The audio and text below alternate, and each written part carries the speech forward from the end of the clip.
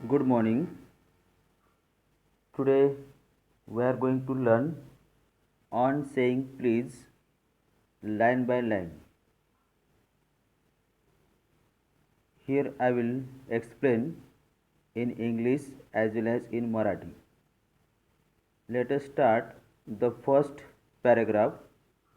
The young liftman in a city office who threw a passenger out of his lift the other morning and was fined for the offense was undoubtedly in the wrong. Here the young liftman city ऑफिसमध्ये एक liftman असतो ज्या ठिकाणी तो पॅसेंजरला खालच्या मजल्यावरून वरती घेऊन जात असतो त्याला लिफ्टमॅन म्हणतात. तर त्याने ही threw a passenger out of his lift एका सकाळी त्याने एका पॅसेंजरला लिफ्टच्या बाहेर फेकून दिले म्हणजे ढकलले. And was fine for the offence was undoubtedly wrong आणि त्याने त्या व्यक्तीला एका ऑफेन्स म्हणजे इथे गुन्हा त्याने एक गुन्ह्यासाठी फाईन केले आणि हे एक चुकीचं आहे असं ऑथर म्हणतो.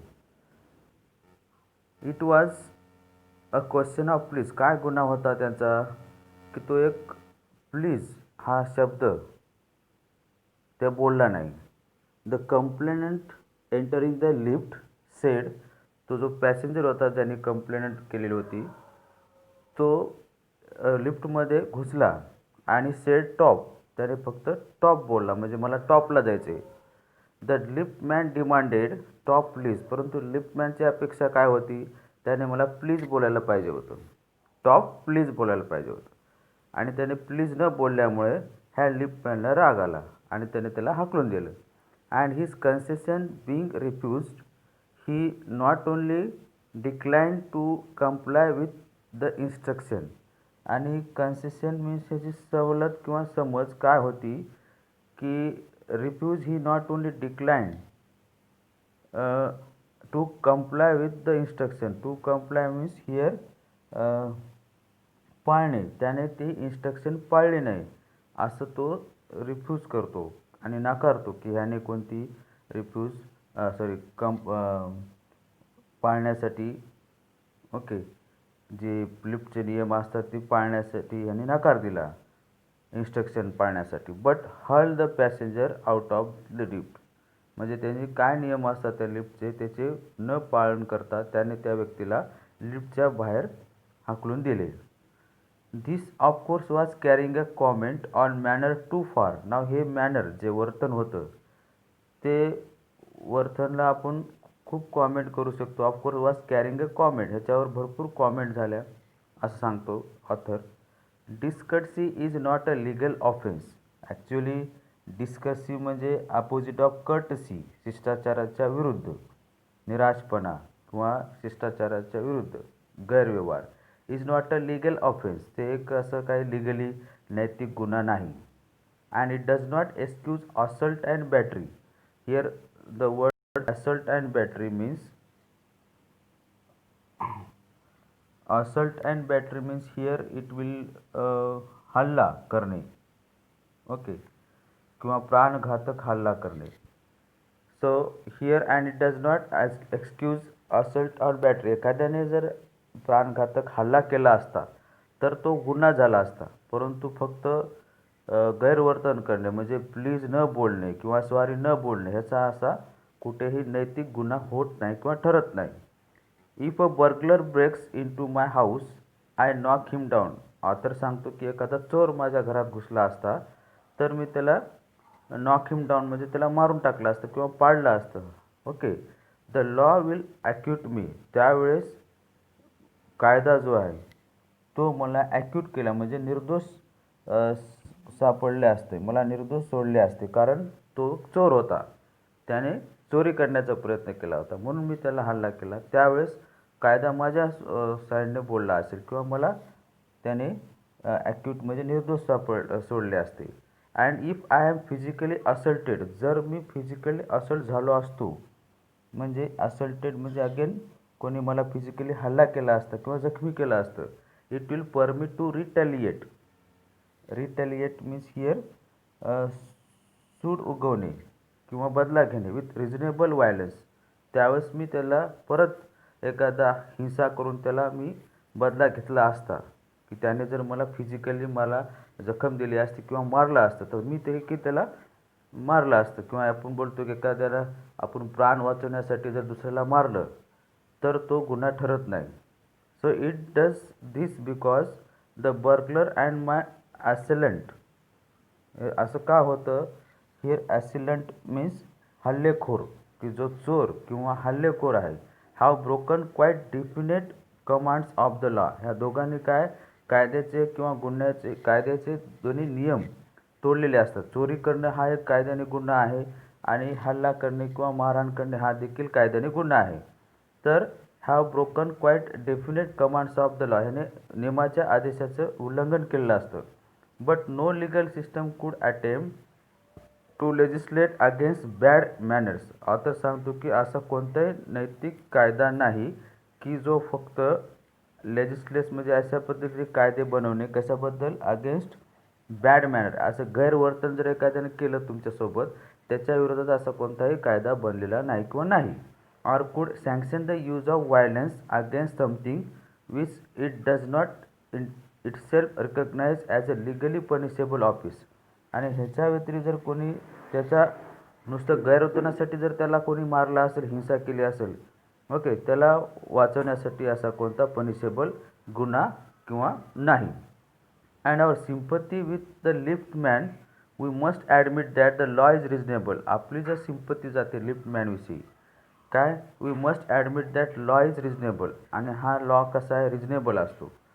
So it would never do if we were liberty to box people's ear. Now here to box people ears it means fight with fist. Okay, आपल्या मनगटा किंवा हाताने फाईट करणे, ओके, त्याला टू बॉक्स पीपल म्हणतात. It would never do if we were at liberty to box people's ear because we did not like their behaviour. Okay, असं म्हणतात की author, it would never do if we are at liberty. आपल्याला समजा स्वतंत्र असली की लोकांना मारायची, आपल्या धक्क्याबुक्क्याने हाताने लोकांच्या कानाखाली वाजायची, because we did not like their behaviour. आपल्याला जर त्याचं बिहेवियर आवडलं नसेल, याचा अर्थ असा नाही की आपल्याला त्याला मारायची स्वतंत्रता आहे. आपल्याला त्याला मारायची मुभा नाही किंवा स्वतंत्रता नाही. The tone of their voices or scold on their faces. त्यांच्या आवाजाचा टोन आपल्याला पटला नाही किंवा त्याचं फेसवरती चेहऱ्यावरची एक्सप्रेशन जे उद्धट असतात ते आपल्याला पटले नाही, याचा अर्थ आपण त्याला मारू शकत नाही, असा कायदा सांगतो. Our fist would never be idle. आपली जी मारायची मनगुटी असते फिस्ट, नेव्हर बी आयडल म्हणजे निष्क्रिय. ओके, आयडल म्हणजे निष्क्रिय. And the gutters of the city would run with blood all day. असं काय होईल, जर प्रत्येकजण जर आपल्याला असं गैरवर्थाने बोलेल किंवा प्लीज नाही बोललं किंवा सॉरी नाही बोललं किंवा त्याने माझ्याकडं रागाने पाहिलं किंवा एक्सप्रेशन वेगळे होते, जर असं जर लोकांनी वागले असेल आणि प्रत्येकाने त्याला बदला घेण्यासाठी जर मारहाण केली असेल, तर काय होईल, आपली जी फिस्ट आहे म्हणजे हात, तो निष्क्रिय कधीच राहणार नाही, तो हमेशा ॲक्टिव्हच राहील, हमेशा मारतच राहील. आणि gutter of the city would run with blood all day. आणि जे ड्रेनेज सिस्टम आहे सिटीमधले, तिथे आपण जे गटर म्हणतो त्याला, तिथे हमेशा काय होईल, रक्तपात होईल, हमेशा रक्त वाहून राहील. म्हणजे एवढा व्हायलन्स किंवा हिंसा शहरामध्ये होऊ शकते, असं ऑथर म्हणतात. I may be as uncivil as I may please and the law will protect me against violent retaliation. I may be as uncivil, जर मी अनसिव्हिल असतो, अनसिव्हिल म्हणजे गैरवर्तन करणारा किंवा जो सुजाण नागरिक नाही असा. As I may please and the law will protect me against the violent retaliation. जरी मी अनसिव्हिल असतो, अनसेव्हियर जरी असलो, तरी मला लॉ प्रोटेक्ट करू शकतो. कशाबद्दल, अगेन्स्ट व्हायलंट रिटेलिएशन. जर माझा कोणी हिंसात्मक सूड घेतला असेल, रिटेलिएशन म्हणजे ते सूड उगवणे, ओके, सूड घेणे जर घेतला असेल, तर तो मला कायदा प्रोटेक्ट करू शकतो. I may be haughty, HAUTY here, haughty, haughty means here गर्विष्ठ. जर मी गर्विष्ठ असेल, प्राईड असेल, I may be haughty. Or boorish, boorish means बडाईखोर, जो बडाया मारतो, मी गर्विष्ठ असू शकतो. मी बडाईखोर असू शकतो. And there is no penalty to pay except the penalty of being written down and ill mannered fellow. परंतु ह्या गर्विष्ठ असणाऱ्या किंवा बडाई बनणाऱ्या लोकांना, की जे लोकांना हिचं वर्तन आवडत नाही, ह्याचा अर्थ ह्यांच्या लोकांना कोणतीही पेनल्टी किंवा ह्याच्यावर कोणताही गुन्हा दाखल होऊ शकत नाही. की जे written down at ill mannered fellow, की जे इल मॅनर्डचे जे आर्टिकल असतात त्याच्यामध्ये हे कुठलंही नाही, जेणेकरून कायदा ह्यासाठी बनलेला नाही. The law does not compel me to say, कोणताही कायदा मला अनिवार्य करत नाही की प्लीज बोला म्हणून. असा कोणताही कायदा बोललेला नाही. हे प्लीज, सॉरी हे काय वर्ड्स ऑफ कर्टसी आहे, ते शिष्टाचाराचे संस्काराचे ते शब्द आहेत की जे आपल्या मानवी लोकांना सोसायटीमध्ये राहण्यासाठी ते आपोआप करावं लागतं. त्यासाठी कायद्याने काही असा नियम बनवला नाही की प्रत्येकानेच प्लीज बोलायला पाहिजे. The law does not compel me to say please or to attune. Here the word attune. Attune means here सुरात सूर लावणे. ओके, मेळ घालणे. की असं कायद्यानं काय बोललं नाही की जसे लोक करतात तसं मी पण केलं पाहिजे. दुसरे लोक अट्यून म्हणजे सॉरी बोलतात, प्लीज बोलतात, तसं मी पण त्यांचं ऐकलं पाहिजे. So attune my voice to others people sensibility any more than it says that I shall not wax my moustache. ह्याचं पोएटनं वर्णन केलेलं आहे आथरने, की जर दुसऱ्या लोकांची सेन्सिबिलिटी म्हणजे लोकांच्या वावा मिळण्यामध्ये किंवा त्यांना होला हो मिळवणे असं कंपल्सरी नाही. I shall not wax my moustache. Here wax म्हणजे याचा अर्थ की मेन, जसं आपण मोस्टेक म्हणजे मिशी, आपण मिशीला पिळवणे किंवा डाय करणे, dye my hair or wear ringlets down my back, म्हणजे आपण जो पोशाख घालतो मिशी पिळवणे किंवा हेअर डाय करणे, ओके, चांगलं दिसण्यासाठी, किंवा रिंगलेट घालणे. ओके, सो अशा पद्धतीचे जर मी वर्तन केलं, ह्याचा अर्थ असा नाही की दुसरे करतात म्हणून मीच करायला पाहिजे, असं होत नाही. It does not recognise the laceration. हे लॅक्रेशन म्हणजे कट ऑर टीयर. ओके, मराठीमध्ये याला म्हणतो दुखावणे किंवा हर्ट करणे. It does not recognise the laceration of our feelings as a case of compensation. Okay, जर कंपन्सेशन नाही, तर ह्याचा अर्थ की आपण ते नाही केल्यानंतर दुसऱ्याची फिलिंग हर्ट होऊ शकते असं नाही. It does not recognise the laceration of our feeling as a case of for compensation. For there is no allowance for the moral and intellectual damages in this matter. ह्याच्या मॅटरमध्ये तर असा कोणताही allowance किंवा मॉरल आणि intellectual डॅमेजसाठी कोणताही allowance किंवा असा नियम बनलेला नाही की जेणेकरून तुमचं मॉरल किंवा इंटेलेक्च्युअल डॅमेज, मानसिक त्रास किंवा तुमचं मन हर्ट होणे किंवा तुमचं मॉरल गैरवर्तन करणे ह्यासाठी कायदा तुम्हाला सपोर्ट करत नाही. This does not mean that damages are negligible. ह्याचा अर्थ असा नाही की डॅमेज झालेले जे आहेत ते नेग्लिबल असतात किंवा आपण निग्लेक्ट करू शकतो. ओके, सो याचा अर्थ असा नाही की कोणतेही डॅमेजेस निग्लेक्ट होऊ शकतात. It is probable that the lift man was much more acutely hurt. याचा अर्थ असं होऊ शकतो की लिप मॅन ह्याला खूप हर्ट झाला असेल by what he regarded as slur upon his social standing. Okay, हे slur upon his social standing. Here slur means गोंधळ करणे. Okay, social standing than he would have been if he had kick on the shins for which he could have got a legal redress. Here redress it means here the guess meaning दिलेलं आहे निराकरण. Okay, unfair situation किंवा to set right. याचा अर्थ असा होतो की it by what he regarded as slur upon his social standing than he would have been if he had kicked on the shin for which he could have got legal redress. जर त्याला मारलं असतं kick किंवा काही, okay, त्याच्या तोंडावर किंवा गालावर किंवा ओके हानवटीवर, तर तो एक लिगल रिड्रेस झाला असता. ओके, इथे एक अनफेअर सिच्युएशनमध्ये जर त्याला केलं असतं तर तो काय ते लिगल रिड्रेस झाला असता. The pain of kick on the shin soon passes away. Okay, त्याचं म्हणणे असं आहे की आपल्या सीन म्हणजे आपण जे म्हणतो हानवटी, ओके, जर त्याच्या तोंडावर जर एखादी जखम झाली असती किकमुळे, ओके, दुःख झालं असतं, पेन सून पासेस अवे, ते दुःख लगेच नाहीसं होईल. But pain of wound to our self respect, परंतु आपल्या सेल्फ रिस्पेक्टला जखम लागली, मन तुटलेलं, ओके, ती जखम सहजासहजी जात नाही. ऑर वॅनिटी, वॅनिटी म्हणजे pride, may poison a whole day, एखाद्याला त्याचा अहंकार किंवा त्याचा इगो दुखावला असेल, वॅनिटी म्हणजे प्राईड किंवा इगो, तर तो पूर्ण दिवस तो काय होईल, तो दूषित होईल त्याचा दिवस. ओके, म्हणजे एक हा बोलतो, एक चापट मारलेले आपण विसरू शकतो, परंतु अपमान केलेला किंवा मन दुखवलेला आपण कधी विसरत नाही. So I can imagine that liftman denied the relief of throwing the author of his wound off the lift. The लिफ्टमॅननं जे ऑथर म्हणतो की मी कल्पना करू शकतो की कशा पद्धतीने liftman denied the relief of throwing the author of his wound out of the lift. Okay, जसं त्या ऑथरनं पॅसेंजरला त्याने लिफ्टच्या बाहेर फेकलं. ब्रुडिंग ओव्हर म्हणजे thinking anxiously sadly something, brooding over म्हणजे इथे थिंकिंग सॅडली दुःखद विचार करून, the insult by the are त्यावेळेस त्याचा इन्सल्ट झालेला होता.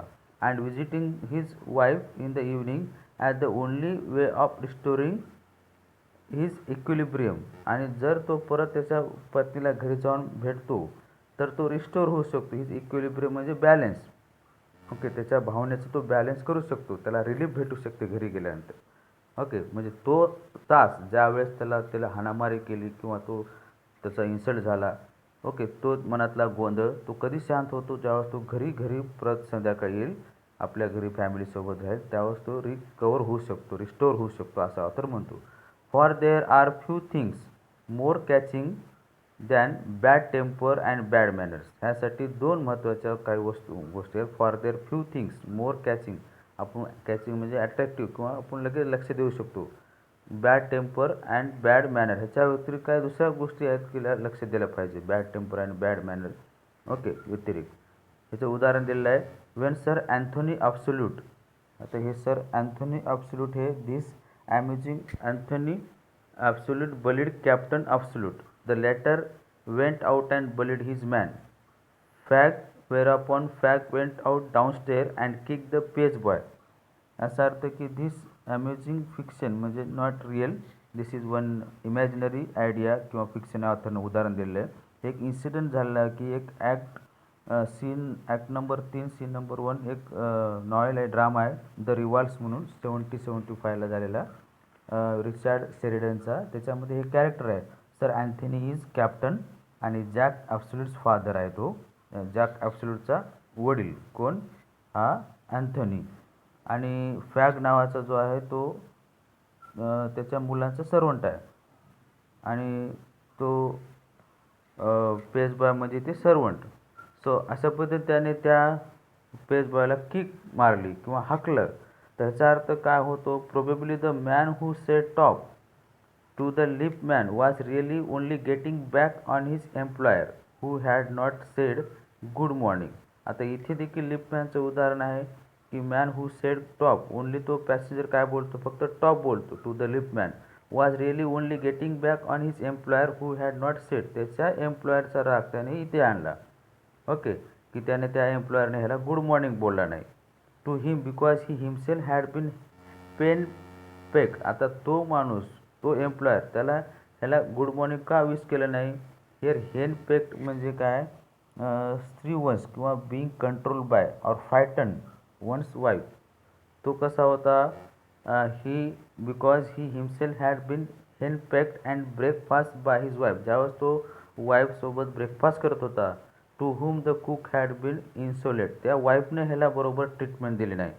आता वाईफने ह्याला बरोबर रिस्पेक्ट ट्रीटमेंट का दिली नाही, कारण त्याच्या घरी जो कुक होता हॅड बीन इन्सोलेट, इन्सोलेट म्हणजे व्हेरी रूड, त्याने व्हेरी रूडली व्यवहार केला होता. Because the housemaid had answered her back, त्याने तसं का केलं होतं, कारण त्याची हाऊसमेड जी होती त्याने त्याला उलट उत्तर दिलं होतं. आता ही जे चेन आहे समाजामध्ये, एकाने जर दुसऱ्यासोबत उद्धट वागलं, तो तिसऱ्याशी वागतो, तो चौथ्याशी वागतो, असं जातं. आता इथं घरातून सुरुवात झाली होती, एका हाऊसमेडने त्या कुकला उलट उत्तर दिलं म्हणून त्याला राग आला, म्हणून त्या हाऊसमेडने परत त्या कुकने त्या एम्प्लॉयरच्या वाईफला व्यवस्थित ट्रीटमेंट दिली नाही म्हणून त्या वाईफला राग आला. म्हणून त्या वाईफने त्या एम्प्लॉयरला गुड मॉर्निंग बोललं नाही. म्हणून तो एम्प्लॉयरने हा पॅसेंजर जो होता त्याच्या मनात तो गोंधळ होता आणि तो तसाच त्या सिच्युएशनमध्ये लिफ्टमध्ये घुसला आणि डायरेक्ट तो टॉप म्हणला. तो प्लीज वगैरे काही बोलला नाही. म्हणजे त्याने कोणताही शिष्टाचार दाखवला नाही. म्हणजे एक गैरवर्तन समाजामध्ये फैललेलं तो दुसऱ्याला कनेक्ट होऊ शकतो असं ऑथरला सांगायचं आहे. We infect the world with our ill humour. Okay, आपले जे इल ह्युमर असतात, ओके, वाईट अपमानास्पद किंवा जोक किंवा विनोद की ज्याच्यामुळे दुसऱ्याला त्रास होतो. We infect the world with our ill humour. Bad manners probably do more to poison the stream of general life. आता एखाद्याचं गैरवर्तन, वाईट वागणूक ह्याच्यामुळं काय होतं, पूर्ण चेन स्ट्रीम, पूर्ण श्रंखला आपल्या जनरल लाईफमध्ये ओके पसरत जाते, दूषित करते. पॉयझन म्हणजे दूषित करणे. Okay, stream of general life than all the crimes in the calendar. आता जेवढे कॅलेंडर म्हणजे calendar of causes arrange for trial in the court, जे कोर्टमध्ये जे नियम असतात, नियमावली असते का कशाची गुन्ह्याची, त्याच्या व्यतिरिक्त हे देखील बॅड मॅनर एक गुन्हाच असतो. ओके, त्या गुन्ह्यामुळे जेवढं समाजामध्ये वातावरण दूषित होत नाही, परंतु ह्या बॅड मॅनरमुळे वातावरण जीवनामध्ये दूषित होतं असं पोएटला सांगायचे. For one wife who gets a black I, for one wife which get black eye from an otherwise good natured husband, there are 100 who live a life of martyrdom under the shadow of morose temper. आता इथे example, for one wife who gets black eye. Okay, इथे काय black eye म्हणजे from otherwise good natured husband. एका चांगल्या nature हजबंडकडून जर समजा तिला ब्लॅक आय म्हणजे किंवा उलट किंवा असं गैरवर्तन भेटलं असतं. There are hundreds who leave life. असे भरपूर 100 शेकडो लोक जगामध्ये आहेत की जे जगत आहेत ऑफ मॅटिडोम. ओके, हिअर जे मॅटिडोम आहेत. Okay, and under the shadow of morose. Morose म्हणजे अनहॅपी टेम्पर. ह्याच्याच जे लोक घरी आपल्या घरच्या लोकांच्या वागण्यामुळे अनहॅपी आहेत. मोरोज म्हणजे त्यांचं हमेशा दुःखी वर्तन असतं आणि त्याच्यामुळे त्यांच्या वागण्यावर त्यांचा परिणाम होत असतो. But all the same the law can not become guardian of our private manners. म्हणजे हे सगळे जीवनातले प्रायव्हेट मॅनर्स आहेत. ह्याचा अर्थ असा नाही की प्रत्येक प्रायव्हेट मॅनरला हा लॉ जो कायदा तो गार्ड करेल, त्यांची सुरक्षा करेल.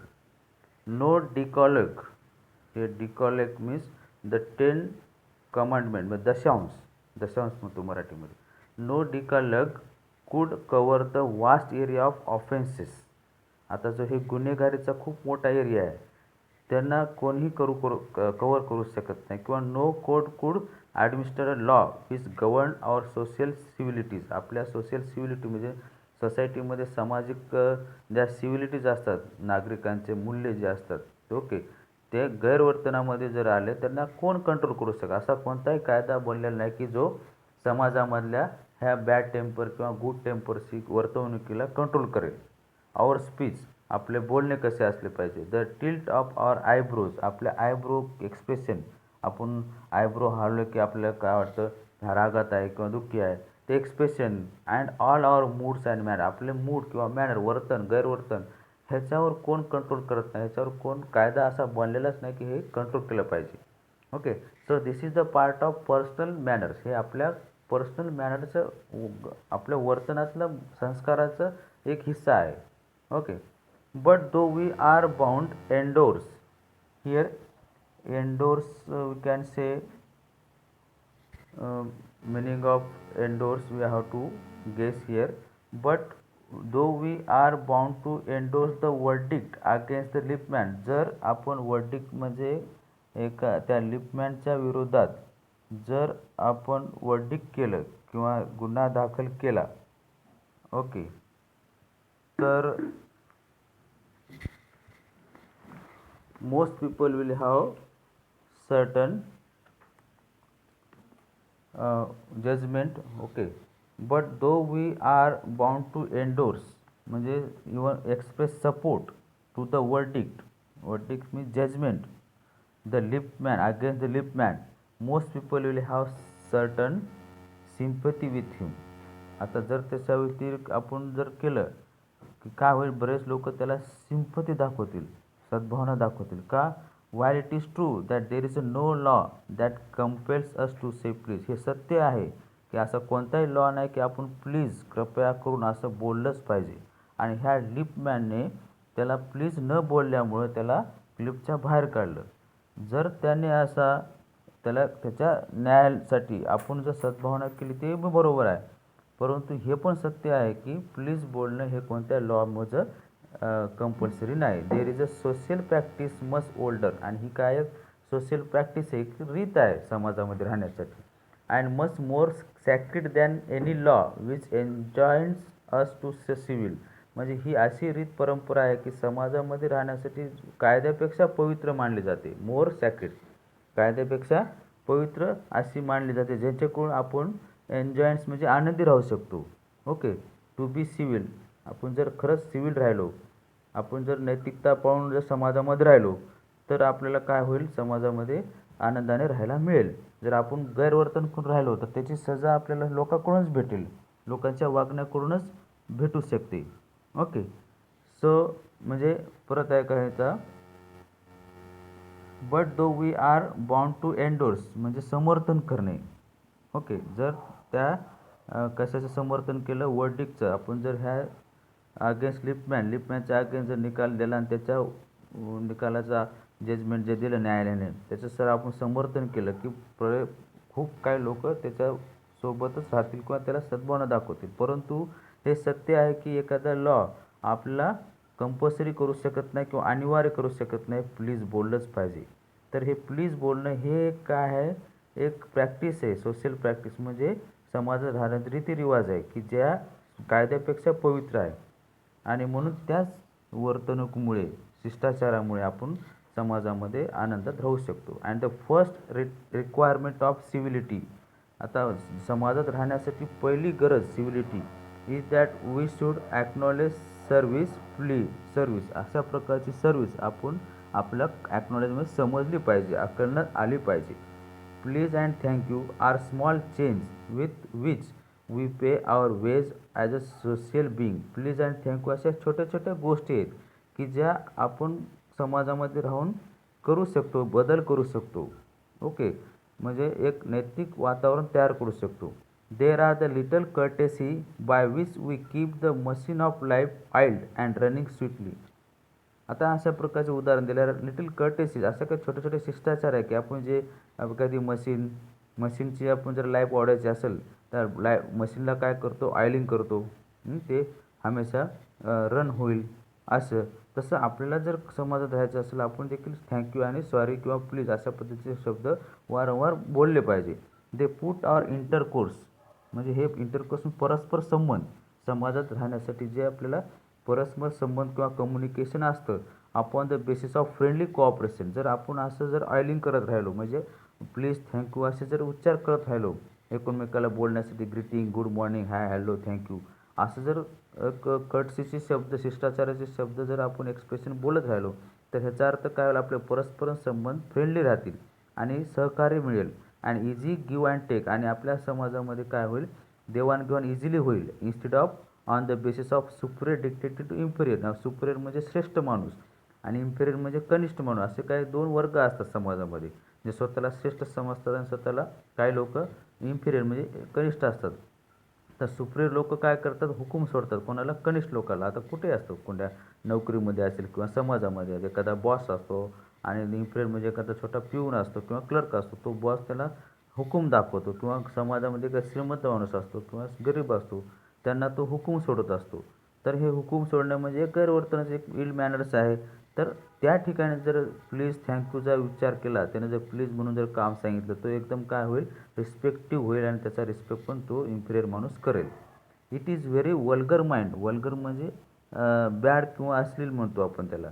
It is very vulgar mind that would wish to command where he can have the service of asking and have it with willingness and good feeling instead of resentment.